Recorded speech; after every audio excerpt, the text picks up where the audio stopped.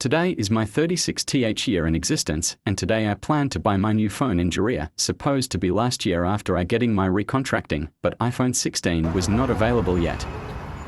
Together with Kuya Randolph and Kuya Josh, we went to Korea in Koreas to check what is the available at that time.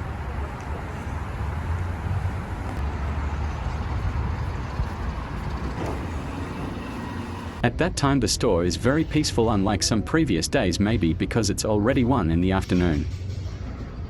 After we choose the phone, we went to customer service for some verifications. 450 OTP. Okay. Okay, sir. Thank you very much. Only sign here, sir. This side. Then, this is unboxing. Unboxing my first gift on my birthday. Dito ako, meron. Parang i-clone. Hindi mo i-clone. Parang yung SIM card mo, electronic na. Parang pwede mo palagyan ng SIM card na iba yan. Yung SIM card mo sa Pinas, ayun yung pasok mo dyan. Hindi, wala pang ano. Wala pa... Balik tayo, tingnan may SIM. Wala pang case. Ang daya naman. Buga. Dati pag bumili ka, kompleto eh. Kaya lamit na yung ano nila yan. Oo, box. Dati malaki pa eh. May ano pa, may headset pa. Oo. Dati may headset, may ano to. May headset. Ang ganda ng headset. Pinapromote kasi nila yung ano nila yung... Yung earbuds. Earbuds ba sa ano? iPhone? Earbuds sa iPhone? AirPod ka na, air. Oo, earbuds. Salamat, Tabi. Salamat.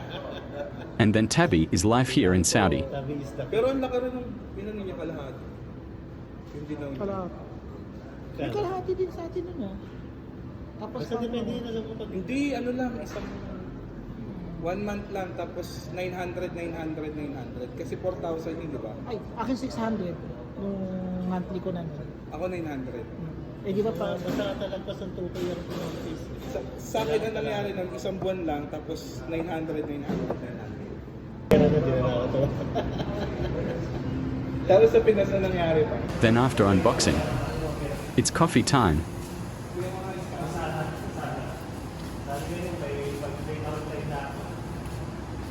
Then we are going home. Mother!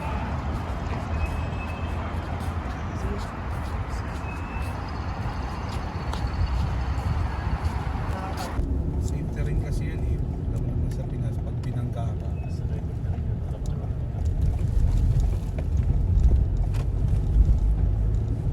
Record yun.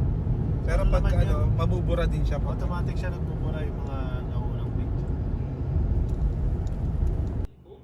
Sa ngayon, totoong buhay na ang mga ito at pinapalabas. Kumpirmado ng mga eksperto, 4 na